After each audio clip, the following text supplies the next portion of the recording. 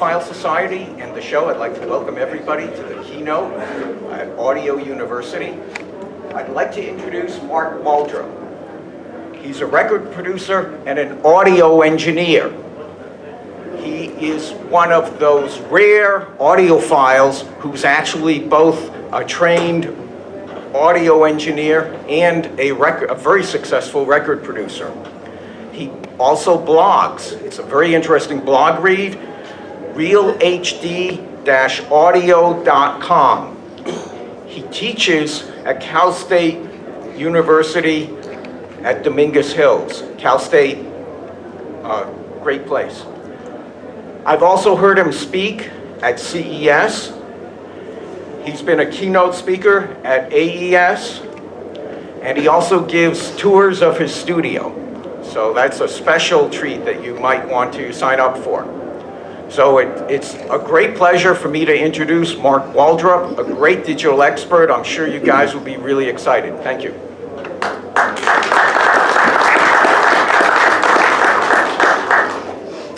Thank you. To make sure everybody can hear me just fine. In my classrooms, I just generally talk loud. So if you can't hear, and I do like to move around, although I'm going to try and stick somewhat to the PowerPoint presentation that I've put together here. The blog, I write the blog and have done so now 700 consecutive days. Wrote it this morning at 6 o'clock for those people who get up early. Usually it's later in the day, depending on what's going on that day. And it's a blog focused mainly on high-resolution audio. Because as I'm going to lead you through the discussion this morning, we're all getting snookered by high-resolution audio. It's more about selling you old catalog from the major record labels with a new label on it than actually quantitatively improving the sound quality of what you're getting. And I find that a little disconcerting.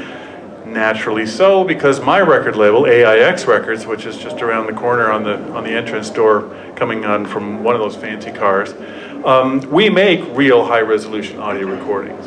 I actually have made almost 100 recordings since I started the company in 2000 that were made with equipment that is capable of recording 96 kilohertz, 24-bit PCM or better, so that the entire signal path, including from the microphones all the way through to the speakers and the DACs before that, is unadulterated by any analog stage. It's all kept in the pure PCM digital format. I do not EQ, I don't dynamically compress, I don't master my recordings, I leave the dynamics the way that they're supposed to be. So, what I wanted to share this morning, I think, being a member of the CEA audio board, being a member of the working group at the Audio Engineering Society in high-res audio, and being a member of NARAS, the Grammy committee, it's really important to me to get the message out that actually somewhat contradicts the general issue information that you get on what is and what isn't high-resolution music. And I understand and recognize that my standard is higher than what we've been told to believe. Because the honest truth is, at the end of the day, if I played a 44.1 16-bit recording in here and I played my 96K 24-bit originals, none of you could tell the difference. My friends in the mastering community can't tell the difference. I played yesterday, just as a quick anecdote, I got, for those people who read the blog, you already know what I got. I got a Pono. I would not spend my own money for this, but somebody who was using it as a doorstop sent it to me and said, check it out. So I started checking it out, and I spent quite a bit of my morning yesterday uploading the latest software, the Pono Revealer, which is a software upgrade tool that lets you play back a track. And Neil Young makes available one of his tracks, Heart of Gold, as a matter of fact, fabulous track, from when? From an era when we weren't making high-resolution audio recordings, 1972, and it's on here in various encode formats, 192 24-bit PCM, 96K, it's CD res at sort of iTunes, AAC, and also as well as an Amazon MP3. And I played them all back. I captured them all with the state-of-the-art stuff in my studio, and I compared the spectrographs of all of them. And then I took it into the red room where I have several engineers that work in the building where I am, and I had, okay, listen, switch between, because now you get to switch between Jay Rivers' conversion of what started as a high-res 192 file from an analog transfer, and listen, nobody could tell the difference. Although Neil claims that all of his rock star buddies in his 1970s era Cadillac, all of them could tell. So what we're talking about here in real high-resolution audio is a very subtle difference between what we've had for many decades and where we're going forward into new recordings and the category that dominates the high-resolution download community, older recordings that have been repurposed into bigger bit buckets. When you take an analog recording like Heart of Gold and you take the output of that, the best analog tape transfer you can get from hopefully the right master, and you put it into a 192 kilohertz 24-bit bucket, it's not going to sound any better than the analog tape that was made in 1972, but it will sound as good as. And my plea to those people that are making the definitions part is just call it what it is. Don't call it high res, because it isn't. Just call it a master quality source. Isn't after all that what we want? We want to get the very best presentation of Neil Young or Joni Mitchell or James Taylor, all of my favorites that I grew up with. But I don't need you to call it something that it's not, because the people out there, and most of the people walking through the halls here, will listen to or download a track in that format, 192, and go, huh, I don't get it. It sounds the same as what I have on my vinyl record, or it sounds the same as I had 20 years ago, 30 years ago. If you can't tell the difference, then why is it worth $25 to download it in a bucket that's mostly full of zeros? So, what I want to talk about this morning is what is high-res audio, what it isn't, formats. Audiophiles are very hung up on formats. My format's better than your format. They all have their merits. All of them are better for certain kinds of things than others. But there's a little bit of hocus pocus happening there too. One of the hot topics is MQA and the streaming of high resolution audio, or at least the conversion of analog masters into a smaller footprint and a much more efficient way to transfer that information down to devices. That's revolutionary. It does nothing for the audio quality of the files that you're actually sending through that pipe. It just means the pipe can be the size of a straw rather than a 1 foot main line. We'll have some time hopefully at the end for questions and answers. I tend to go on a little bit, and then we'll sum it up with where I see things going for both the infrastructure and the machines that are out there, but most importantly, and if I leave you with no other piece of information on this, the single most important component in your entire playback chain is what I produce. The software that plays in your high-res player, or the download that plays in your file player, or the Blu-ray disc, or the DVD audio disc. Buying a power cord worth $300 or $3,000 is not going to move the needle, if it moves the needle at all, as much as buying a recording that was made that wasn't mastered to death, that doesn't have all the dynamics and the equalization flattened out so that it's a brick all the time. That's the sad story. In my experience of being a mastering engineer for 16 years, working for Bad Company and the Rolling Stones and a bunch of others, is make it as loud as you possibly can. And thankfully, the digital gurus out at companies like the plugins, Waves, with programs like Ultra Maximizer, you know that they're interested in fidelity. Make it all loud all the time. Make it look like a brick. That is the norm for playing things on the radio. It's the norm for playing things through iTunes as well. Back in my day, certainly we had the ability to leave some of that dynamics alone. Okay, so what is high resolution audio? According to the Digital Entertainment Group, the CEA, NARAS, they put out a press release about a year ago in June and said that it's anything better than a CD. Well, a CD is 44.1, 16 bits, PCM audio. It gives us about 20K worth of frequency range. We don't hear higher than that. And it gives us dynamic range of about 96 theoretically, or about 93 dB, according to the post-dither model. Now that's a lot of dynamic range, and I would dare say that most of us in this room, even in the fanciest rooms that you're going to experience, have never heard dynamic range anywhere close to that. The ambience in this room alone is 50 dB. So if I was in here blasting out 130 dB of dynamic, of SPL, of output to you guys, you'd all have to cover your ears. So anything better than a CD. Then there's a definition that the Japan Audio Society, which has been a sort of recent topic in my blog, because I reached out to them. We in Chicago, between Benchmark and Harman with some salon speakers they gave us, Revel speakers, we actually set up a surround room that was capable of meeting the JAS. It's the only one that I've known that's ever been put together that actually met the Japan Audio Society and their definition or their requirements for products that deserve this logo that's down here in the corner, the high-res audio logo.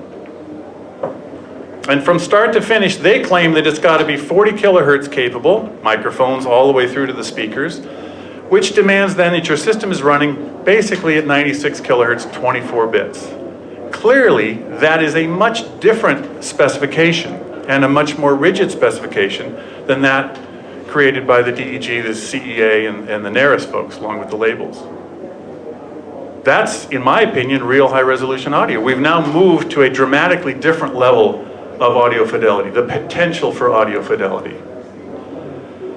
And then there's my own definition, which I have been touting for over 15 years now, or close to 15 years, that we've finally moved from analog tape, from vinyl, from cassettes, from CDs, to a format that can record, capture, and reproduce equal to or exceeding your human ability to hear. Isn't that a place that's worth arriving at and identifying? We can do as good as your ears can do. Maybe 4K or 8K video can do as good as your eyes can do, but in our world, in the audio world, we've now finally arrived at a place where we have the potential, and I stress potential because not very many people take advantage of it, nor is it necessary for them to. If you're producing Beyonce's latest record or you know, Dr. Dre, you want it all loud all the time. Even the 1972 Heart of Gold record that I pulled off this Pono player only has about 10 bits worth of dynamic range, even less. Sounds like a pretty good recording. It was made back in the era where things were really done well, and I enjoyed the track, but it's made so that the voice rides right over the top of the band the whole time. So the question occurs, is it actually possible to make great sounding, very high fidelity recordings? And what's the market for it? Sadly, the market is not very big. I've made 100 of those records. Morton Lindbergh at 2L has made several hundred. Todd Garfinkel has made a couple of hundred. There may be a couple of thousand out there that have been made from the outset to please us audiophiles that want to show off our gear. I'm very proud of the fact that my demo discs are widely used. They come out of the drawer at somebody's house when their neighbor comes over and you want to justify the expenditures for your fancy speakers, your, you know, counterbalanced weights, your custom slate, I mean, all that stuff. I get it. I'm not really one of those guys that can't afford to be, but I got a really nice sounding room. But they play my stuff and then put it back in the drawer because it's not Led Zeppelin, it's not James Taylor. I get it. If I could time travel back and remake those recordings with the kind of recordings that we can do now, it'd all be good. So there are the three definitions. Now let me go into them in detail. The better than CD camp says anything better than a CD. Now a CD is 44.1 16-bit PCM. That's the red book spec. It's a $5,000 book. We've been making billions of discs. So if you move that needle to from 44.1 to 48, it's now high res. What did that give you? You just moved from 22K up to 24K, an area where you can't hear anyway, so you're not likely to tell the difference. 20 bits also would then qualify as a high resolution track. And like I said before, you haven't heard any 20-bit dynamic range in any of the systems you've ever heard. Because after mastering gets done, or when you record something on analog tape, you get 10 to 12 bits worth of equivalent dynamic range, period. To move to 20, 24 bits, 32 bits now is completely meaningless. It's bigger numbers to get more dollars out of your pocket. So there's the definition that came out in the press release last summer. Lossless audio that's capable of reproducing a full range of sound from recordings that have been mastered from better than CD quality music sources.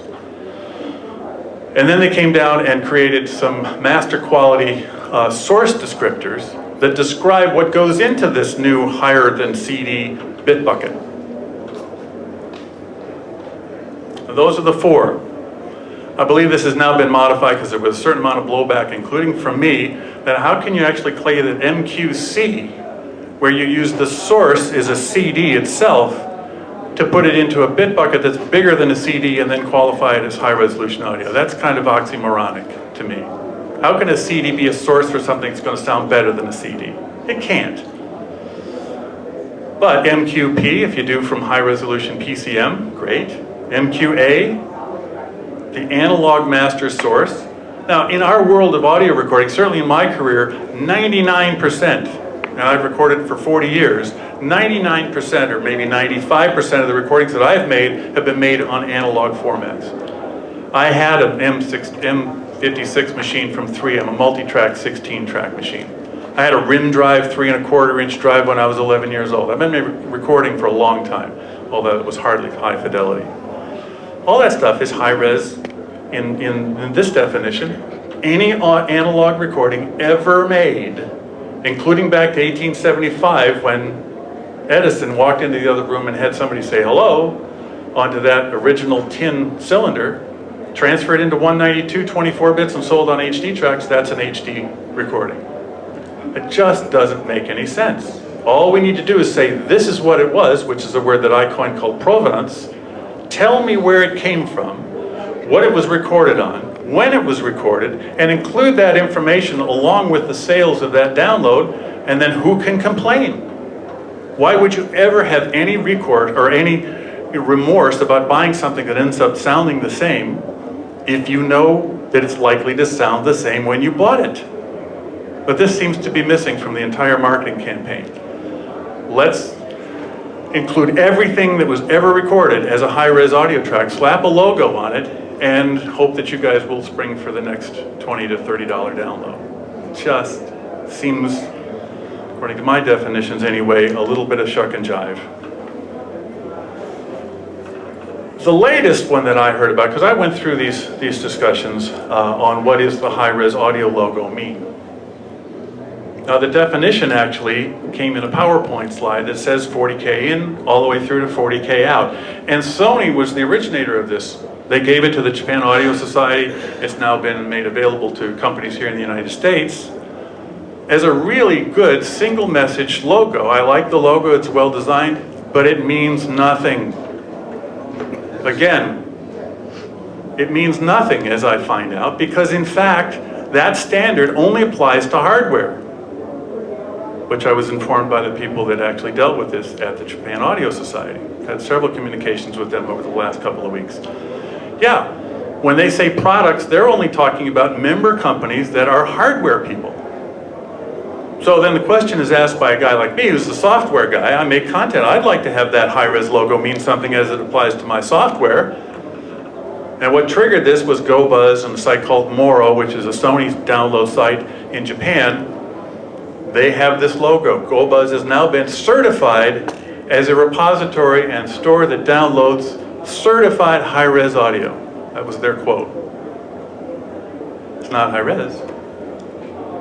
It turns out this logo for content matches the better than CD definition. Now that's single messaging there, that's clarity. So for hardware, you can put the logo on there, but the very same thing on a piece of software means half as much quality, or half the sample rate and fewer bits. We can do better than that. I pleaded with them, I said, look, this needs to mean something, and sadly they opted into that which is highly watered down. Then as I explained earlier, there's my definition which says, let's meet the ability of your human hearing. We can do it now, we can specify, but what's the sad part of my definition? Nothing qualifies. Nothing qualifies. Well, there's a couple of thousand records, including all of mine, so yes, this is all about me spinning things in the direction you should rush out and buy everything in my catalog. And you'll be happy with some of those tracks because they will light your system up better than most others. But if we're going to have a long-term viable market for high-resolution audio, the term, the logo, the descriptions, the articles written about it, it has to mean something. And it doesn't take a major leap of faith to say, all you got to do is tell the truth. about where this recording was made, how it was made, what it's likely to have in terms of dynamic range. And then we're in the good. Let's create a logo that says master source, right? And if it came from an analog source from 1875, all you do is tell me that. And if I want a scratchy recording of Caruso or somebody from the early 1900s, great. No arguments. You'd get no pushback from me at all. I'd love it. And maybe there's going to be moves into the ultra high res, so 384 means something. And I know the HDMI 1.4 spec now goes up to 1536 kilohertz. Even bats aren't going to hear the frequencies that are in a recording that high. All right, what isn't high-res audio? And this is not meant to quash, I'm sure, a very fervent following out there that are buying the LPs and look, if you're a fan of Blattner phones from the 30s, great. That can be a thing for you too, but it's not high-res. They may have sounds that we love. And look, I don't currently own a turntable, I must admit. But the guy on the table next to me's got a turntable. And I put the headphone, it sounds really great. I've still got a bunch of records. I can't play them on anything, but vinyl LPs are not high res, folks. Just get used to it. They sound great. And as popular as they are, and the resurgence that seems to be coming back, it's really hard. I did actually make a project recently, Michael Fremer wrote up, where I had Christian Jacob, a very well-known jazz pianist, came in. He had heard that I made pretty nice recordings. He came in, he and his lady friend came in, and they listened to the recordings that I made, and just knocked out. That sounds like a piano. Well, it's a nice 9-foot Steinway piano that I record in downtown LA at Zipper Auditorium. But they said, there's this big movement for vinyl LPs. We'd like to make a vinyl LP as well. I said, I can do that. I just, went out and had my Nagra 4S with the QGB large reel adapter, bought some analog tape. I even got a cap that says analog rules, and I wore it around during the sessions just to keep the good mojo flowing. And we recorded complete analog signal path, and we recorded complete 96K 24-bit path. Now you can't analog real easily on a Nagra machine, so I pulled my Ampex 440C machine, which has been sitting in the upper second story of my building for probably 25 years. And I texted my wife and said, "See, I knew I would need this again."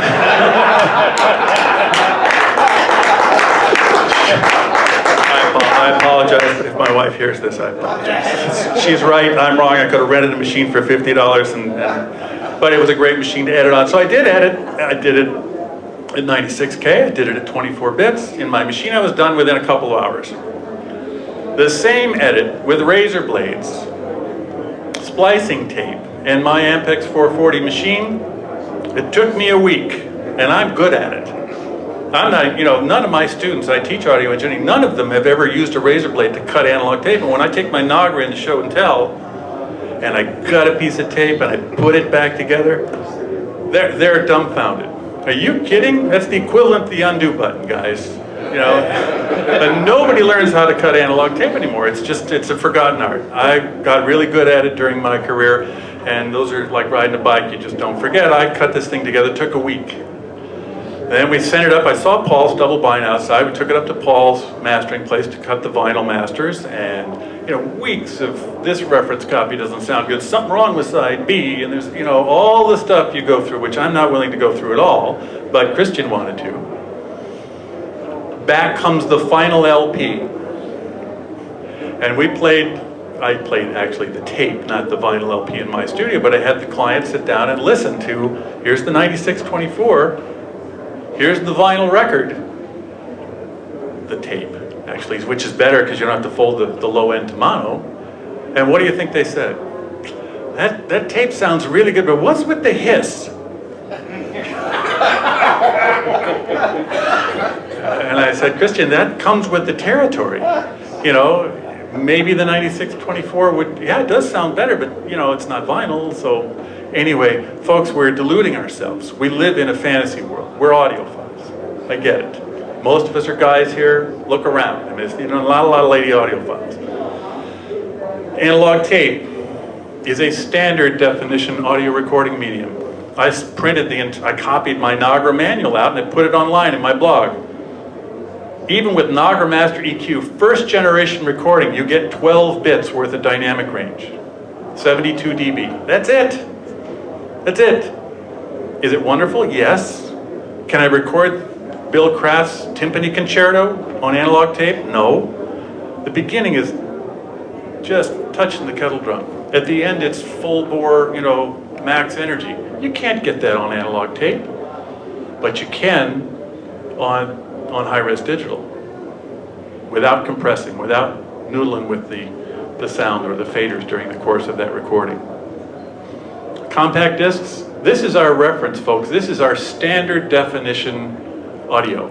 It's not high-res. It sounds wonderful, and anybody who sits there and says they can, instantly tell the difference between a CD and a high-res file, they're crackers. It's not easy to do. We actually did tests. They played it through headphones. They played my 96K 24-bit stuff, or you can go back to Meyer and Moran, the Boston guys, who had their audiophile club bring in their latest SACD or DVD audio disc and play it and instantly down convert those high-res files from 96 or whatever they were to 44.1. Well, guess what? Every recording that they used as a test was a standard definition analog multitrack mixed down and then put into a big bit bucket. No wonder they didn't sound any different. They were the same. Relax, Mark, count to 10. But transfers of standard definition recordings into higher bit buckets does not make them high res. But sadly, this is what's being marketed as high res to all of you. Every one of the tracks on HD tracks, and David and Norman are close friends of mine. Every one of those recordings that comes out of the vaults of the major labels are transferred anew into higher bit buckets on good analog machines. Sometimes they've got the best masters, sometimes they remaster them, sometimes they don't.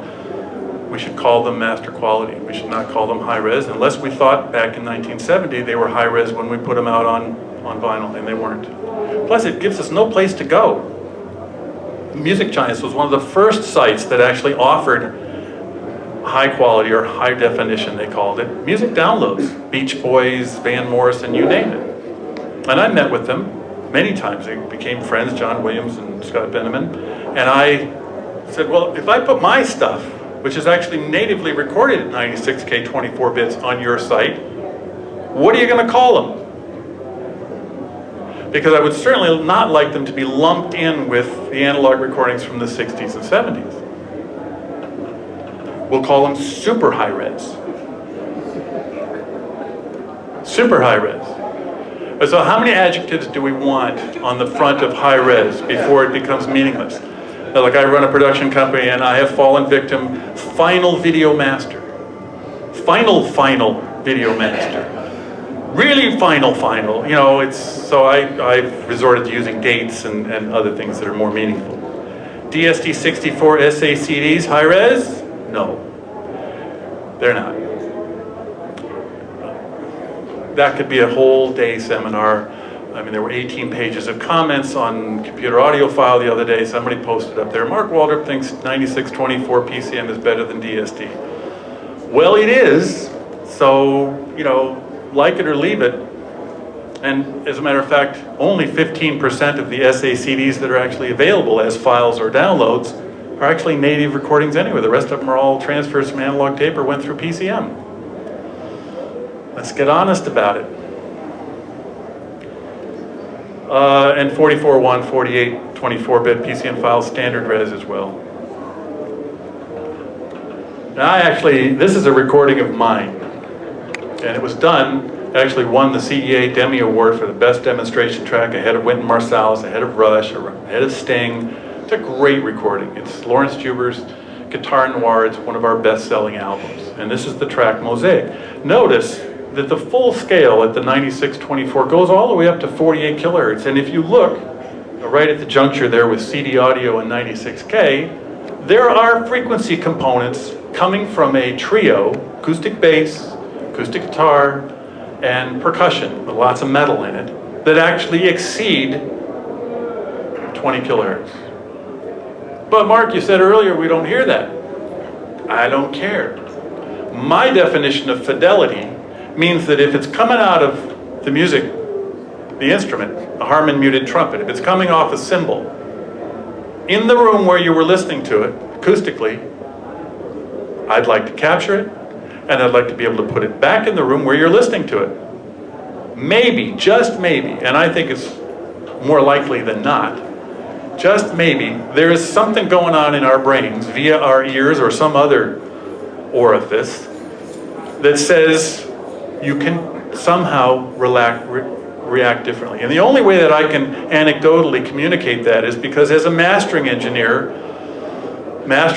set the volume for 85 dB, they sit in their room and they EQ minuscule amounts of bass and use the ultra maximizer and do all that stuff to finalize that record to make it presentable for a CD. I did that for 16 years. You sit there, well, I did it because, you know, after being a normal recording engineer that would spend months on a project, the project's done in a day, maybe a couple of days at the most. It's tolerable. But you sit there and you listen and you listen and you listen to the same tunes over and over and over and over and over all day long, listening for small quarter dB changes here or a little extra bass there. And at the end of the day, you're done. You're toast. I mean, you feel it. I don't get the same feeling when I do my stuff all day. 96K, 24 bits, no problem. No problem. There isn't any of that. Now, can I make a scientific study out of that? I'm hoping. If anybody's got a lot of money in their pocket, let me know, because I'm going to put a system in my studio, like we did in Chicago, that actually does reach to the JAS hardware spec. And I had a guy, David, who wrote me a nice email after he came into the room, because I'm standing at my table like I'll be standing at my table here, and David comes up and says, there's got to be stereo mixes on these recordings as well. I said, of course there are. You're an audiophile, right? You got 2 ears, that's stereo. I said, but have you been inside and have you actually taken a listen to what's being presented in surround? And I make recordings that actually put you in the middle of the ensemble or in the conductor's position at an orchestra. You actually get to hear in a way that you can't hear if you went to a concert. But you're doing it with technology, you can do it at home, and the sounds can be closer, we can do a whole lot of things that aren't acoustically real. So making sonic documentaries is not my goal as a recording engineer producer. He said, yeah, I'll come in. So I put him in the sweet spot in the room and I played a couple of recordings, some very special recordings, my favorites. And it didn't take more than 10, 15 minutes, 2 or 3 tunes, maybe more. He came up to me and said, Mark, you just cost me a whole lot of money. Because now I get 3 more speakers and channels of amplification. I got to convince my wife that we're going to have speakers in the middle of the room, all of that stuff. And he wrote me a great email later and he said, I've never ever been impacted by listening to sound music, and I've been listening for 40 years. It took some getting used to, but I got to tell you, this is an option that I would embrace. And he did. I don't get a lot of negatives, or at least the negative people aren't writing back to me. I'm a stereophile kicking and screaming. And he said, look, I'm a 2-channel guy, but you opened up the door. Even John, the head engineer at Benchmark, came back after that experience and said, yeah, surround works. That's a whole other topic. CD audio chops us off at 22K, and you lose a few more of the upper range frequencies when you encode down to 123 or 128 rather MP3 files. 256 MP3 or 320s, the ones that I sell, they're virtually indistinguishable. Really hard to tell the difference depending on what you're listening through.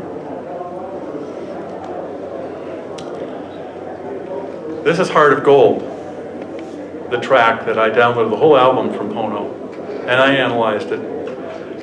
Now, how is it that you're supposed to be able to tell the difference between the 192, the 96K sample rate, and the CD quality sample rate?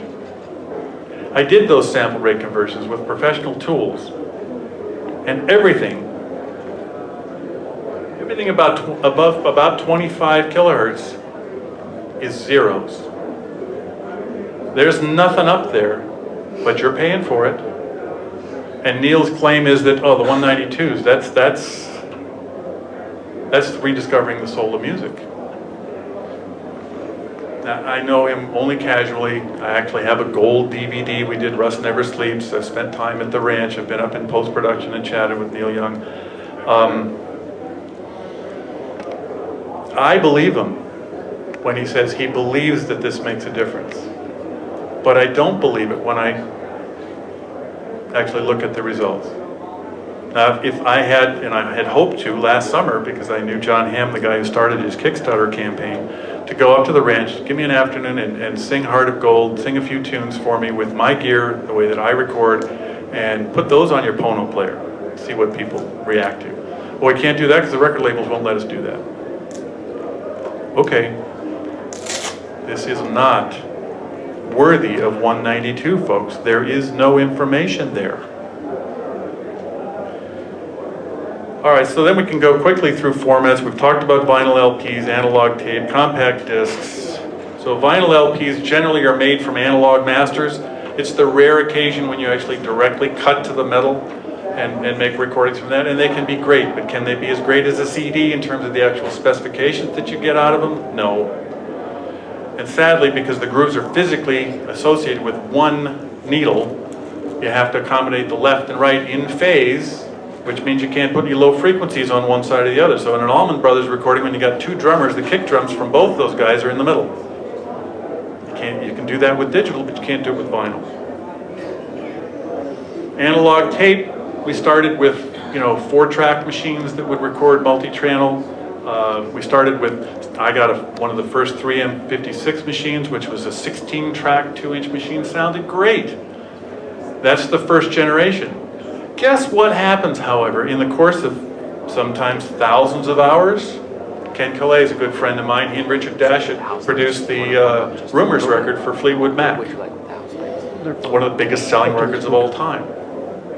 Well, thank your lucky stars that they actually made a safety copy of the rhythm tracks off of the original 24-track master. Because by the time they ran the same reels of tape for 1,700 hours at the record plant over the tape heads, they had scraped away so much of the oxide that none of the high frequencies were left. So what did they have to do? They a term called wild track, because we didn't have time code, they wild tracked the original safety copy rhythm tracks back onto a new reel. And therefore, the dawn is breaking. Somebody's playing with the light control. Is that light level good for you? Yeah, that's working. Does that work for you? I mean, ask the video guy. We good? I think it's good. Good, okay. You'll compensate for all that lights changing in post, right? All right, so analog tape, folks, gives you about 10 to 12 dB. And that's the first generation one. The production process, which most audiophiles don't know, because you're not audio engineers, is you have to mix down that 16 or 24-track tape to a 2-track stereo master. And you're not doing it onto a digital machine, you're doing it onto another analog machine. Guess what happens when you make an analog to analog copy? You lose 3 dB of dynamic range. And we're not done yet, because that 2-channel master needs to go through the mastering process, which requires yet another transfer. Then usually there's a safety copy made, and anybody who wants to take that out of the vault and do something with it cuts from the safety copy. So guess what the dynamic range of the best analog recordings that you're ever going to pull out of the BMG vault or the Universal Music vault or Sony or any of the others? 6 to 8 dB of dynamic range? But it's okay. The only time it matters is when they fade out, right? And the dynamic range loudness website you might have been to, you seen that one where they rate the dynamic range? Imagine, I'm going to do the sampling of this dynamic range number, which ranges from 1, which is really terrible, to about 20, which is really great, except they do it on the whole tune. And what happens at the beginning and at the end of the tune? You start from 0. So they got all this dynamic range that really doesn't exist once the tune starts. The dynamic range needs to be taken from when the music is running until when it's about to be done. It makes a huge difference in the way these things are actually coming across as analyzed. But you'd never know it. Compact discs, they're great. If it wasn't for lunatics like myself who believe that you can actually make recordings that exceed CD spec, 95%, 99% of the recordings that you get on CD will not benefit by having raised up to 9624. They just simply won't. So Pono, I love the player, by the way. It's too small for my clumpy fingers, was a little touch screen. But at the end of the day, what I gripe about and write pretty harshly about is Neil has included under the umbrella of 2 million tracks that he has available on Pono Music. Guess how many, by his own admission, are actually high resolution? 10,000. Those are the ones that have come out of the label since they've been retransferring from analog masters into 192 buckets. What are the other, I can't even do the math, 19 million or 9, whatever. CD rips. Rips of CDs. Now he was on the Triangulation show with Leo Laporte the other day and said, MP3s and CDs suck. That's when music went over the cliff. Yet 99.9% of the recordings that he has available for download at premium prices are CD rips. Neil, I have a problem with that. Just tell us what they are. In fact, I think I've had a mild impact because if you go to their website now, what do they say? These are the highest resolution available. That's honest. That gets more back to the point of, okay, this is all we could find. Just tell me that and I'm good. Don't pretend they're high res. DSD, those of you who read my blog know that I'm not a fan. It's a lot of 1 bit for nothing. 2.8224 DSD, 1 bit, which was the standard used for archives by Sony back in the late 80s, early 80s actually. And then because they lost out to the DVD forum choosing DVD audio and PCM as the format of choice, they went out and created their own format as a commercial releasable item. I remember in 1999 seeing the first SA-CD player under a plastic at a SPARS meeting in Chicago. Wouldn't play, but it looked great. It was 20 grand. There were only 5 titles, I guess, or something like that. But DSD is a different method of encoding, and it works. Is it more analog light? No. The tests that have been done where people record to DSD and record to PCM, they couldn't tell the difference. It's 1 bit, which means it only has 6 dB of dynamic range, but 100 kilohertz worth of frequency response. So let's do something clever. We'll scoop out all the noise that's present down in the audio band, and we'll move it all above 23 or 50K, depending on the multiple of DSD that we're talking about. Then you get more dynamic range, 120 dB, but it only goes up to about 23K. That's a really good CD. Not much better. So, without getting into a lot of the gory details, DSD, you can make a feel-good statement about it, you can listen to it, you can say, yeah, that sounds more like analog. It's just less accurate, that's all. It's a flavor, it's something for people to talk about in the audiophile magazine. If you're writing the absolute sound every month, imagine me, I get to write 500 to 1,000 words every day. I got to think up something to say. So chewing on DSD is one of those things that I like to do because it's complete frou-frou. What about now I know DSDs, I know they're doing like Well, that's why I'm saying in these formats at 64, it's standard def. So when you increase, look, the bottom line, really, and in 10 years you can come back and I'll buy you a beer if I'm wrong. Nobody in the world that's making commercial released records is using DSD. None. Zero. In fact, they're not even using high resolution digital. In the studio where I am, where they're working with the Robin Thicks of the world and people like that, they're recording at 4824. That's it. So why we get all excited about 384 32 bits is all because we can sell you another DAC. Right? It's bigger numbers are better. It's not true. All right, so then we've got DXD. I got to start moving quicker. I do want to leave some time for some questions. DXD, is that a format? No. It's a marketing term that Merging Technologies cooked up because they didn't want to associate PCM with DSD. Pretty clever. Let's avoid talking about DSD being transferred into PCM by calling the transfer into something close to DSD, called digital extreme definition. Otherwise known as, for those PCM haters, PCM. It's PCM. It's high-res PCM, it doesn't require as many filters, and yes, you can record at that. My friend Morton at 2L records then at DXD, and then down converts to all of the various flavors that you might want to purchase. The most expensive downloads are the DXDs, the next are the DSDs, but they all came from the same thing. If you get to a 96K file or a 44.1 file, they get cheaper and cheaper. The DXD is not a bad thing. but it should be called PCM. It's ultra high sample rate PCM. Then we come up with Blu-ray. Now, I happened on a site the other day, somebody through LinkedIn had an article that they had posted, and I went fishing around, looked at it a little bit. I said, okay, there I am. This guy makes DACs that take HDMI in. And there's all of my content in there as well, because on my recordings, and I have samplers out on the table that probably the best $20 you'll spend at the show if you're interested. You get it free if you buy a disc. They're taking old recordings, and rather than making them available as downloads, they're putting them on Blu-ray discs to try and keep the physical format of a Blu-ray disc alive. Now, I'm a Blu-ray fan, but why am I a Blu-ray fan? Does anybody own a title that I've made? What's on the Blu-rays? High-res audio and high-res video.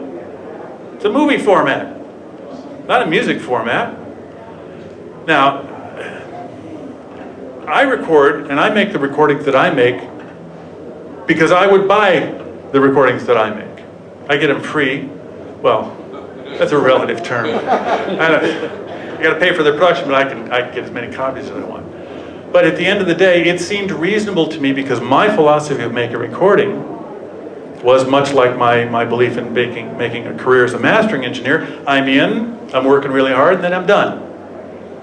I didn't worry about coming back 3 months later and booking the harmonica soloist who's going to come in and play 3 notes for $400 and spend all day long trying. How was that? No, a little more blue. I'm really a 4-hour session? Phone it in. Anyway, everybody in my recordings is recording, or I'm capturing them because they're playing and singing at the same time. I got a Rita Coolidge project out there, 11-piece band, right?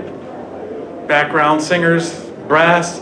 They all got to be able to do their thing at the same time to a master level quality. We don't go marching into the studio and play that back. Let me see how that was. There is no studio to march into. We record in a live auditorium. I'll let you know when it sounds good. If anybody cacked a note, let me know, and we'll redo it. So Blu-ray audio, these guys that are talking about my stuff being Blu-ray audio, they're not Blu-ray audio. Actually, this guy's taking a picture. Send me a picture. It'll have to show up on the blog. It'll be on my website. Look, well, send me a link. Ray, take a picture and send me it.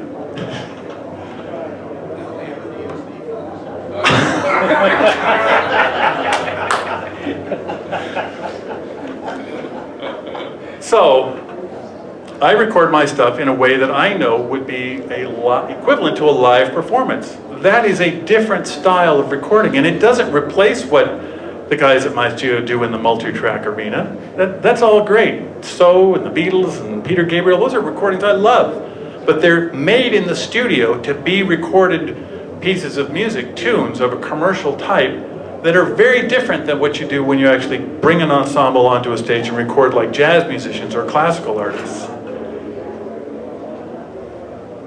All right, I'll spend 5 minutes, then we'll do a couple minutes of questions.